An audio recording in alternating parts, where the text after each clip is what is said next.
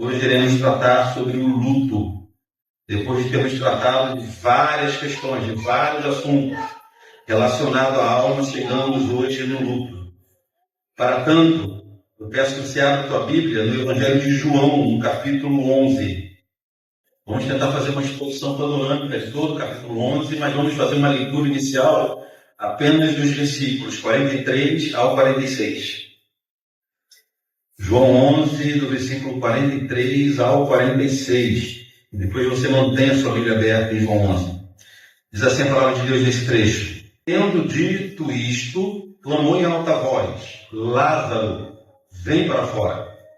Saiu aquele que estivera morto, tendo os pés e as mãos ligados com ataduras, e o rosto envolto no lenço. Então lhes ordenou Jesus: desatai-o e deixai-o ir.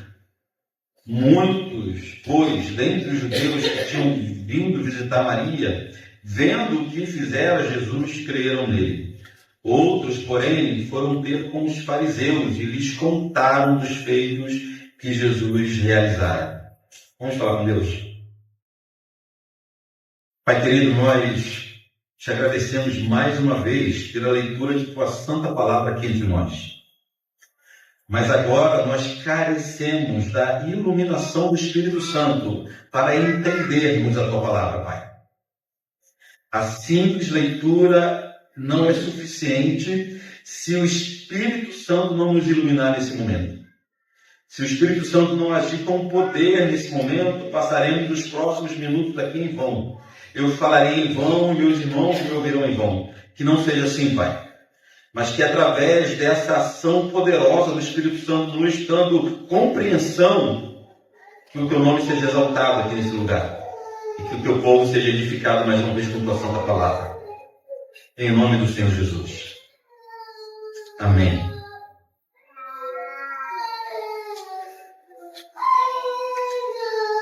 João capítulo 11 narra um dos acontecimentos mais marcantes no ministério de Jesus.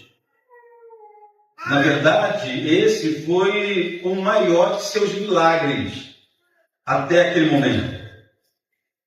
E esse episódio que aconteceu aqui em João 11, a ressurreição de Lázaro, é especial porque foi o último grande milagre de Jesus antes dele começar a sua via crucis. Antes dele voltar para Jerusalém e começar a sua caminhada que culminou no Calvário. O último grande milagre de Jesus. Nós bem sabemos que João escreveu o seu evangelho com o propósito de pôr em evidência a divindade de Cristo. O evangelho de João foi escrito ali pelos anos 40, 50, depois da morte de Jesus, numa época em que a igreja já estava sendo assolada por algumas heresias.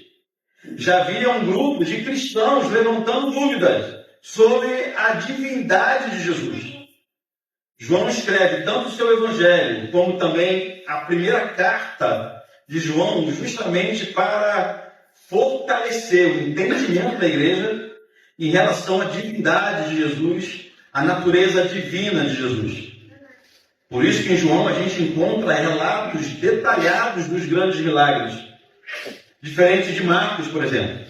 Marcos apresenta um Jesus trabalhador, um Jesus operário, um Jesus missionário. E foi Jesus para tal cidade, depois voltou Jesus, e foi Jesus para lá, e vem para cá. João não, João se detém evidenciando, colocando em evidência os grandes milagres de Jesus. No texto de hoje encontramos a história da ressurreição de Lázaro. Momento em que Jesus demonstrou toda a sua divindade, toda a glória de Deus e todo o seu poder. O problema é que normalmente acreditamos que a glória de Deus é manifestada nesse episódio somente no momento da ressurreição. Mas hoje nós iremos entender, se o Espírito Santo nos ajudar, pela graça de Deus, que a glória de Jesus, o poder de Deus, foi manifestado ao longo de toda a história, de todo o capítulo 11, não apenas no momento da ressurreição. Observaremos, irmãos, que em todo tempo, em toda situação, em cada detalhe da história, Jesus demonstrou seu poder. E tudo para a glória de Deus. Se você gosta de anotar, em primeiro lugar, o Senhor demonstrou o seu poder permitindo a doença e a morte de Lázaro. Voltando ao início do capítulo 11, do versículo 1 ao 3, diz assim: estava enfermo Lázaro de Betânia, da aldeia de Maria e de sua irmã Marta. Esta Maria, cujo irmão Lázaro estava enfermo, era a mesma que ungiu com bálsamo o Senhor e lhe enxugou os pés com seus cabelos.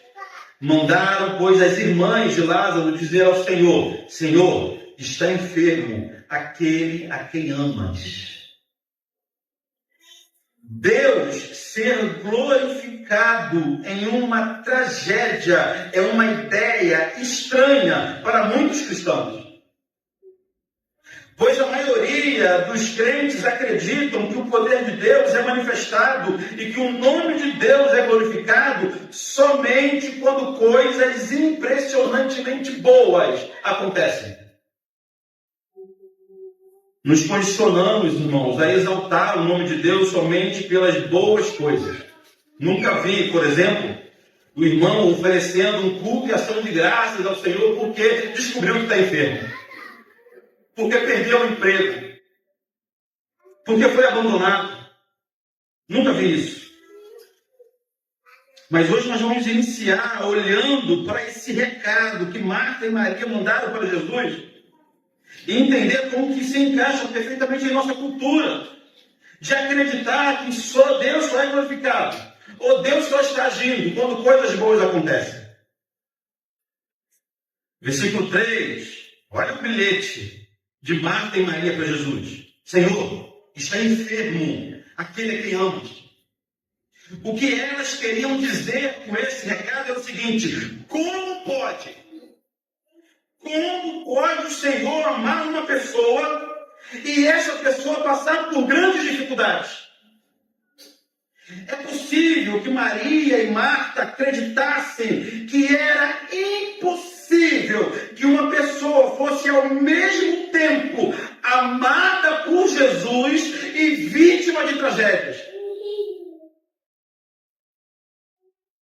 Não é nova essa teologia. Elas estão quase questionando Jesus. Como pode? Está enfermo, não é uma pessoa qualquer não. Está enfermo, não é um pagão que está enfermo. Não é, quem adoeceu não foi um incrédulo. Senhor Jesus, aquele que o Senhor ama, está enfermo.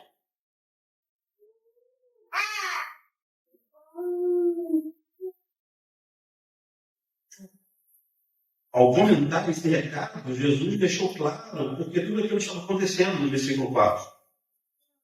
Ao receber a notícia, disse Jesus: esta enfermidade não é para a morte, e sim para a glória de Deus, a fim de que o Filho de Deus seja por ela glorificado.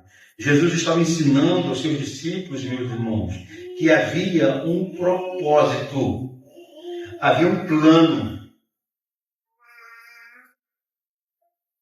Deus já estava sendo glorificado mesmo quando alguém que Jesus ama descobre uma terrível enfermidade. Então, irmão, somente nesse primeiro ponto nós já percebemos que Deus não manifesta seu poder, sua glória, sua misericórdia, sua majestade somente através de coisas boas, como saúde, família feliz, prosperidade financeira. Deus usa qualquer situação para glorificar o seu santo nome. Qualquer situação. Eu me lembro quando há pouco tempo soube da notícia de um jovem missionário que tentou entrar numa aldeia que ainda não tinha sido alcançada, uma aldeia muito isolada, e ele morreu pelos índios que tentava evangelizar. Isso aconteceu no passado também com... Me ajuda, teve um missionário no passado que aconteceu exatamente isso. Enfim, a história se repetiu. Aí, num comentário, as pessoas falavam: poxa, ele morreu em vão. E cadê o Deus dele? Como é que pode alguém se entregar ao trabalho missionário e morrer pregando o evangelho? A mentalidade daqueles que acreditam que o nome de Deus só é glorificado quando tudo dá certo. Não imaginam que o nome de Deus foi glorificado por um jovem que entregou sua própria vida para que o Evangelho chegasse a desconhecidos. Queridos, mesmo quando grandes tragédias nos sobrevêm, o nome de Deus já está sendo glorificado. Não será, já está sendo. Em segundo lugar, mesmo quando o Senhor demora a atender, Deus já está sendo glorificado.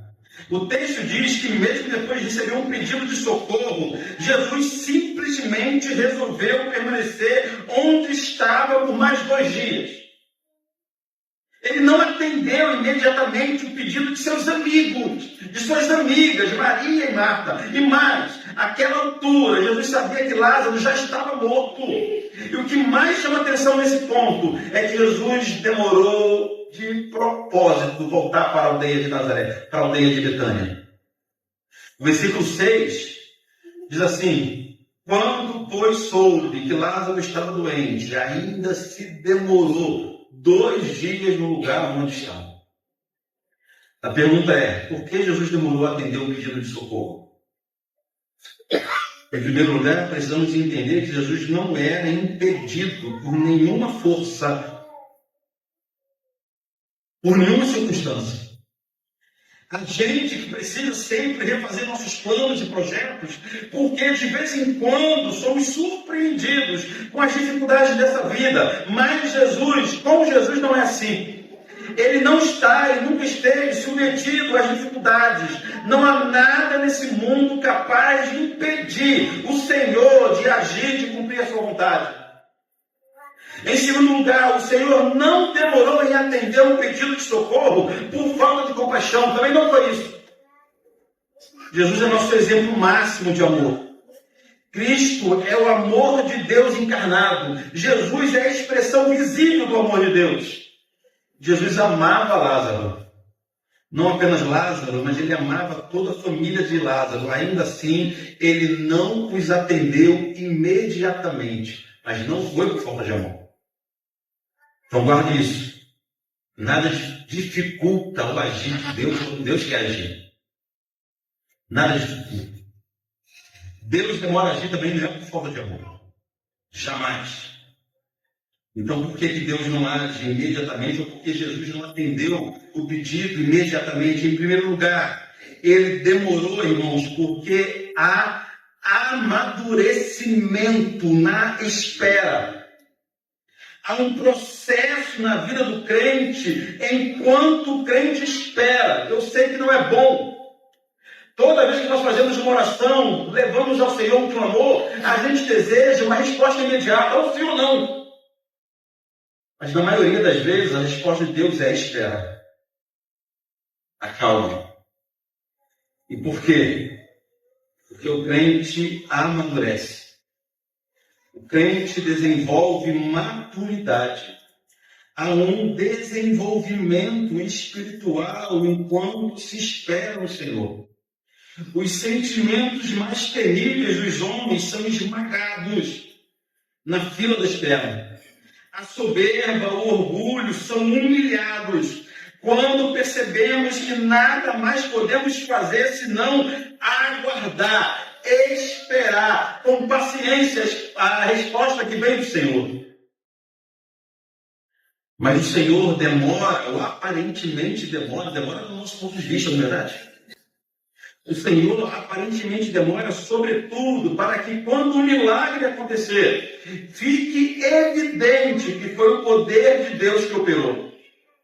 A ideia é essa, para que quando acontecer o milagre, ninguém tenha dúvida que foi Deus quem agiu. Versículo 14 e versículo 15, aqui de João 1. Então Jesus lhes disse claramente, Lázaro morreu. E por vossa causa me alegro de que lá não estivesse, para que possais crer. Meus irmãos conseguem perceber que Jesus tinha o controle de toda a situação? Ele não demorou, mas ele atendeu no tempo certo. O interesse do Senhor não é somente atender às necessidades humanas, mas o maior interesse de Jesus é que o nome de Deus seja glorificado através de nossas necessidades. Em terceiro lugar, estamos falando de como o nome de Deus foi glorificado nessa história. Em terceiro lugar, Deus revela sua glória, revelando-se e fortalecendo os seus filhos.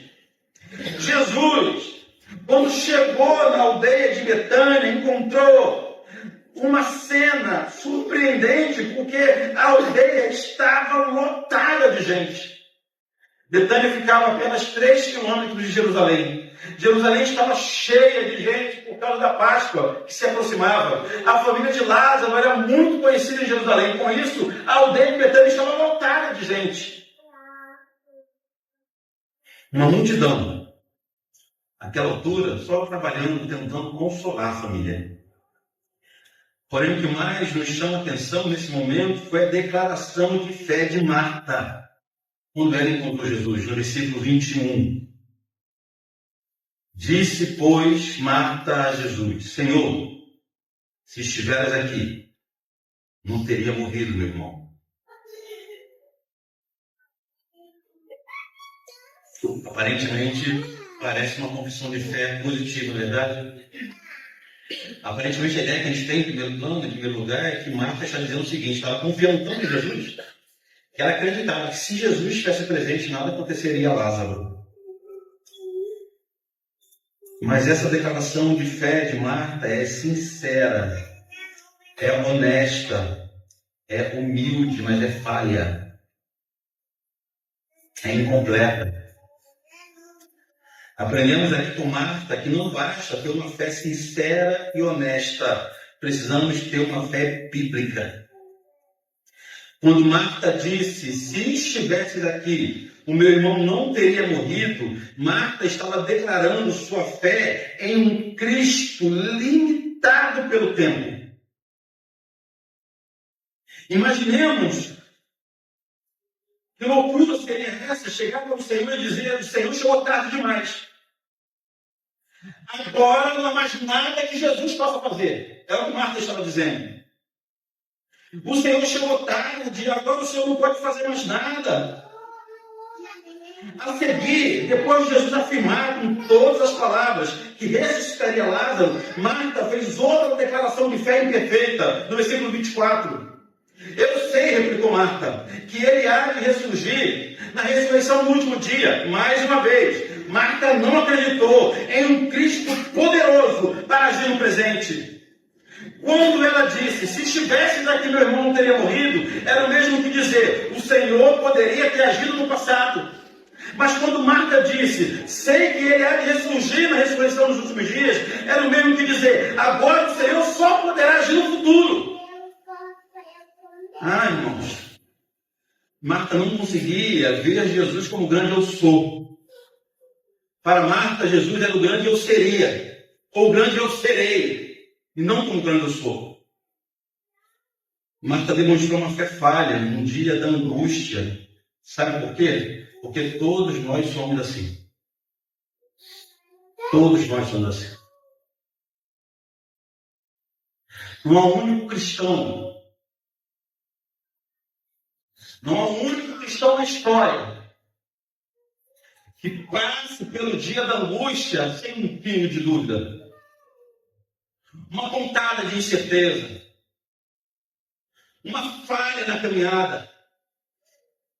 Aquela ideia do cristão ter uma fé inabalável o tempo todo, em todo momento, é mentirosa. Somos falhos. Somos incompletos.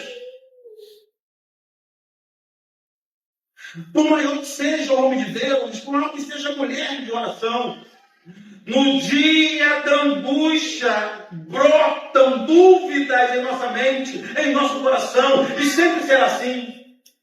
Nós estamos falando de Maria e de Marta, gente amiga de Jesus, cristãs experientes na fé, mulheres maduras em sua espiritualidade, mas não tinham mais convicção de que Deus poderia agir no presente e não apenas no passado. Enxergavam Jesus como um Senhor limitado pelo tempo e pelo espaço. Mas a angústia faz isso com a gente. A angústia faz isso com a gente. Nos dias de grande tribulação, todos nós temos dúvidas. Todos nós. O maior homem que já existiu, segundo Jesus, foi João Batista. Sabe disso, né? João Batista, quando estava aprisionado, sabia que ia morrer.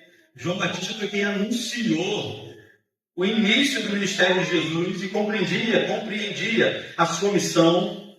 Mas na hora da angústia, João Batista mandou um recado para Jesus, que perguntou o seguinte: é você mesmo, Jesus, que havia de vir? Ou a gente tem que esperar outro? Olha a dúvida no coração de João. Rapaz, se João Batista, o cara não era batista, não era ator, não, porque ele era bom.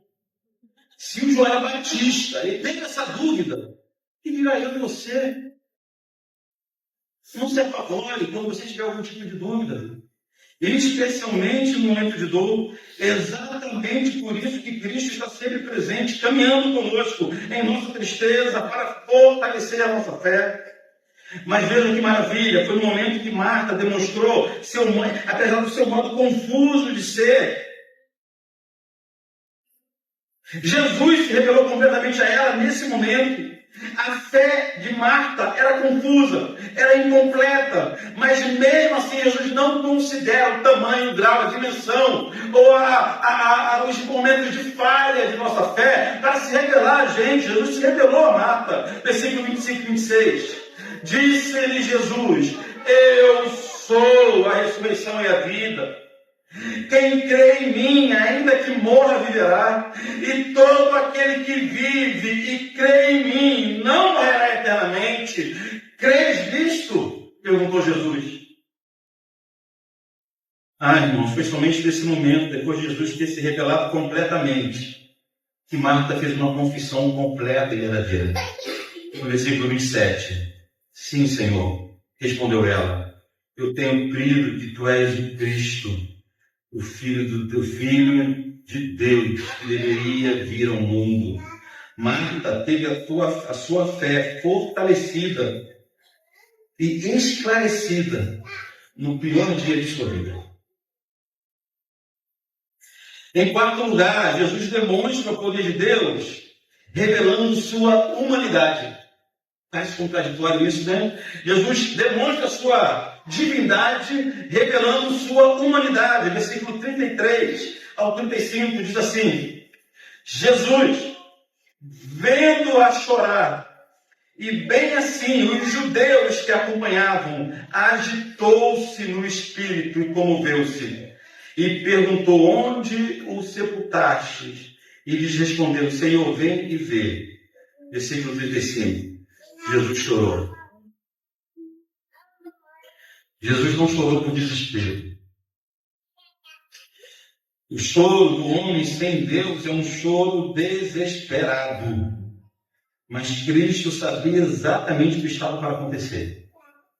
Jesus sabia que em alguns instantes, Lázaro estaria de volta. Ainda assim, ele chorou.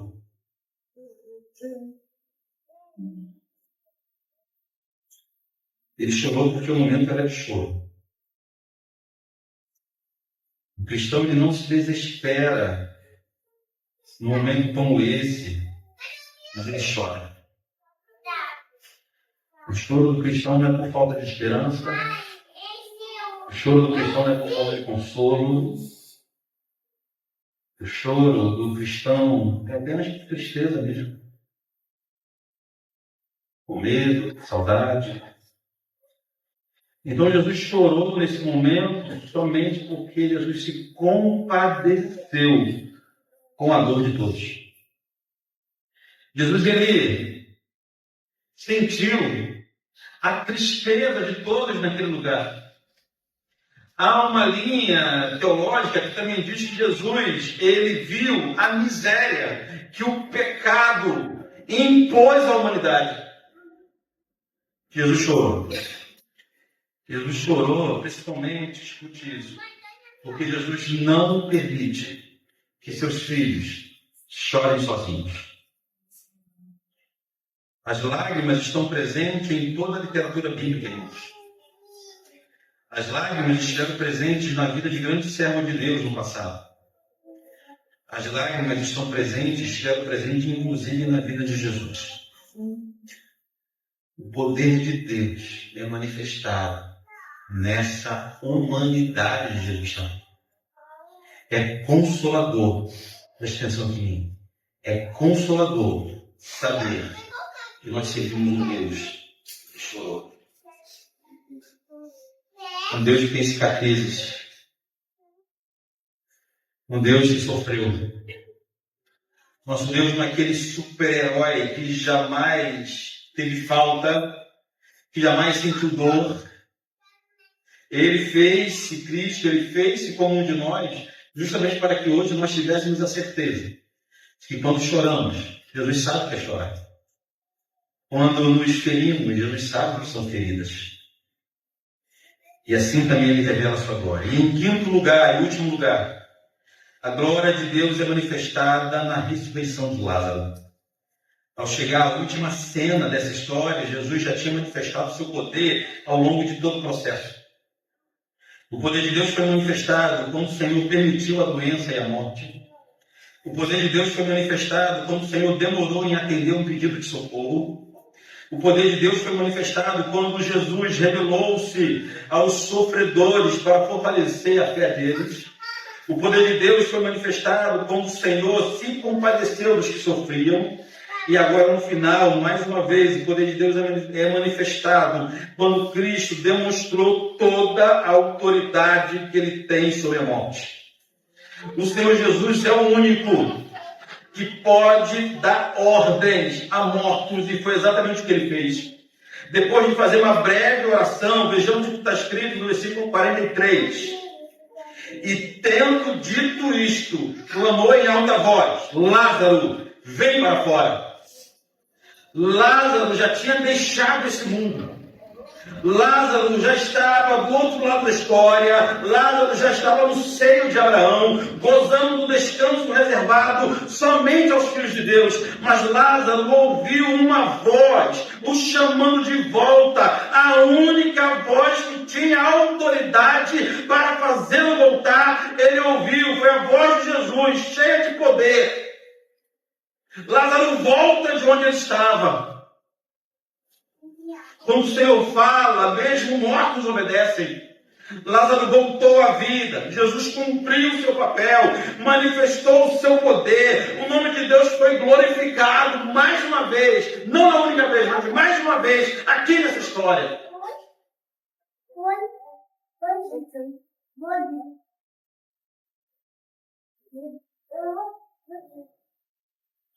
O ponto mais importante aqui é a autoridade que Jesus tem até sobre a morte. Vamos falar mais sobre isso.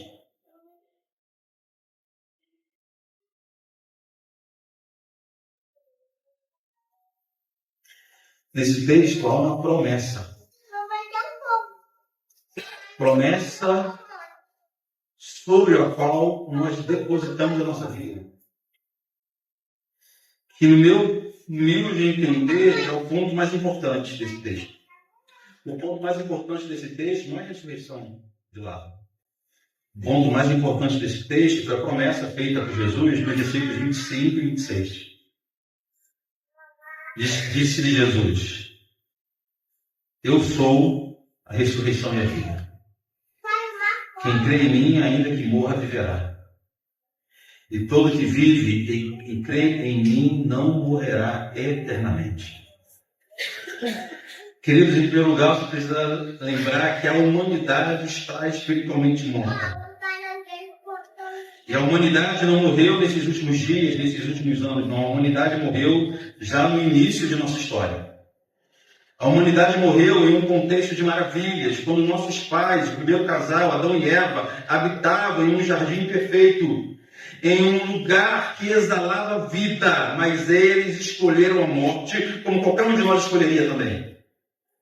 A desobediência do homem deu ao pecado a oportunidade de matar toda a humanidade. A morte que não estava presente no plano original, a morte que não estava presente na criação original, entrou em nossa história, conduzida carinhosamente pelos braços do pecado. Desde então, não há uma única pessoa que nasça viva de verdade para Deus. Todos nascem mortos para Deus. Então, por causa do pecado, a humanidade é composta por pessoas que pensam que estão vivas, mas na verdade estão mortas. A morte é total, a morte é generalizada, a morte é universal. As pessoas nascem, crescem, se reproduzem, mas estão mortas. Estudam, trabalham, prosperam, mas estão mortas. Amam, casam, constituem famílias, mas estão mortas. Comem, bebem, andam, mas estão mortas. Se alegram, curtem a vida como se estivessem vivos, mas infelizmente estão todos mortos. A vida de todos parece que estão vivos, mas para o dono da vida, todos estão mortos. Há alguns sinais que denunciam esse estado de morte. Primeiro, eles são pessoas que não se importam se há de verdade em Deus no céu. E a pessoa está morta. São pessoas que vivem como se governassem a própria história. São mortos em pecados. São pessoas dominadas pelos próprios desejos. São pessoas que não se envergonham dos próprios pecados. Sinais de morte espiritual. A palavra de Deus denuncia, inclusive, que há igrejas que pensam que estão vivas, mas estão mortas. No livro de Apocalipse, o Senhor denunciou uma igreja que tinha fama de igreja viva. Todo mundo que passava olhava para aquela igreja e pensava, isso é uma igreja viva. Tinha uma programação de igreja viva. Tinha culto de igreja viva. Tinha atividades de uma igreja viva. Mas somente Deus sabia que aquela igreja estava morta. Resumindo, temos um cenário caótico. Gente morta em seus pecados, achando que estão vivas, em uma sociedade morta em pecado, achando que está viva, e igrejas mortas em seus eventos e atividades, achando que estão vivas. Mas graças a Deus, temos João 11 aqui na nossa Bíblia. Para todos que estão vivendo em estado de morte, para toda a humanidade que mesmo sem saber está morta, para todas as igrejas que pensam que estão vivas, mas enfim, para todos que vivem em estado de morte, João capítulo 11, versículo 25, encontramos Jesus dizendo, eu sou a ressurreição e a vida. Nesse ponto, irmãos, Jesus está provando que tem seu poder sobre a morte. E se ele tem poder sobre a morte, não há mais necessidade de ninguém andar perambulando nesse mundo, vagueando como um zumbi, pensando que está vivo. Não. Ele tem vida, abundância para todos. O pecado não pode te sepultar. Em Jesus, todo aquele que está morto no pecado recebe vida verdadeira e vida em abundância. Mas o texto de hoje também aponta para o futuro. E é nesse sentido que a palavra nos traz mais consolo no dia de hoje. Irmãos, o luto, a tristeza profunda por uma perda é natural e esperada. Estranho mesmo é quando não há sofrimento numa despedida. Mas a missão da morte é tentar perpetuar o luto na vida dos que ficam. Há um plano macabro, há um plano diabólico que tenta afundar as pessoas que ficam em um luto eterno, em um luto perpétuo. Aquele sentimento que deveria ser sofrido por um tempo se perpetua na vida de muitas pessoas.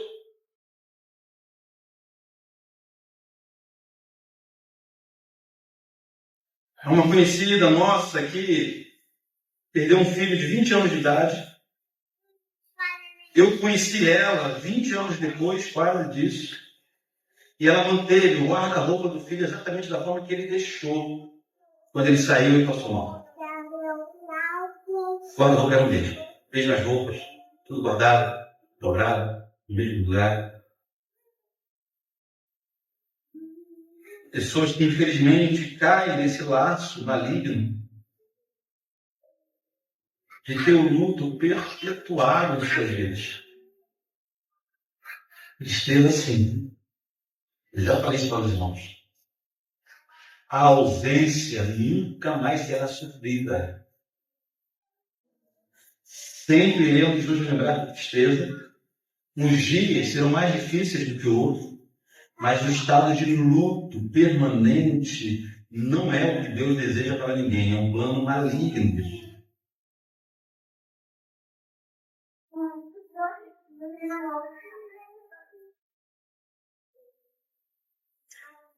Podemos afirmar que há hoje uma multidão de pessoas nesse estado de luto eterno. Pessoas que, à medida que se despediram de um amado que partiu, foram lançados também em um outro tipo de cova, uma cova existencial. Não há nada nesse mundo, irmãos, que possa arrancar alguém do seu estado profundo de luto. Não há nada. Nada nessa terra é capaz de reconduzir o enlutado ao estado de alegria verdadeira. Nada. Mas graças a Deus, mais uma vez eu digo, temos João 11 em nossa Bíblia. Porque é em João 11 que aprendemos que há um caminho de escape dessa dor. Há uma forma de sair dessa cova. Há um único remédio eficaz para o luto. Só quem pode nos tirar desse vale de lágrimas é aquele que tem autoridade sobre a morte. Somente Jesus e mais ninguém. Por melhor que seja o seu amigo, por melhor que seja o teu pastor, por melhor que seja a tua família, por melhor que seja o profissional que te atende, nenhum deles, não é que eles não queiram, eles não têm poder sobre o luto, eles não têm poder sobre a morte, mas Jesus tem. Por isso ele disse: eu sou a ressurreição e a vida. Jesus nos fez uma promessa com poder de nos fortalecer, nos dando certeza de que a morte para o cristão, somente para o cristão, a morte não é o fim. Versículo 25, mais uma vez vamos ler hoje. Disse-lhe Jesus: eu sou a ressurreição e a vida. Quem crê em mim, ainda que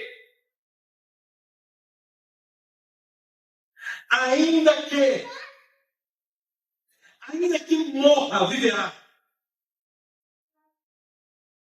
Veja que no ato da ressurreição de Lázaro, Jesus não prometeu que agiria assim em todos os casos.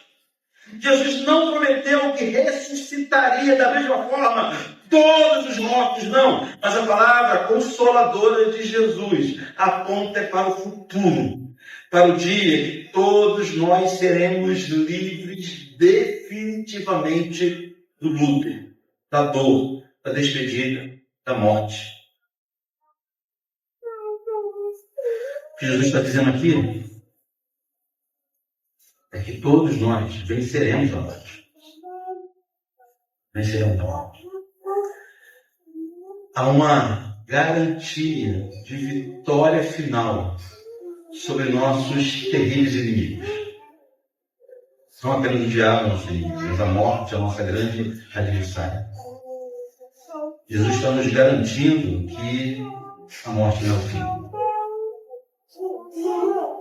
Pelo contrário, como diriam os antigos puritanos, a morte tem o poder apenas de nos entregar aos braços do Pai.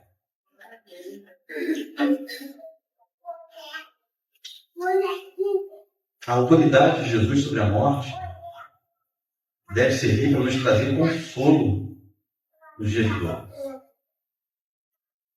Deve nos lembrar que para Cristo, morte nenhuma é inesperada. Jesus não recebe uma nota de falecimento como nós recebemos, com surpresa, perplexos. Não é assim que acontece com o nosso Cristo. Ele sabe exatamente o que acontecerá na história. A Bíblia nos garante que nossos dias já estão contados e determinados pelo Senhor. Ele não se surpreende com nada, ele tem autoridade sobre tudo, inclusive sobre a morte. Quero seguir para o término com algumas aplicações. Pelo menos 4 aplicações finais aqui.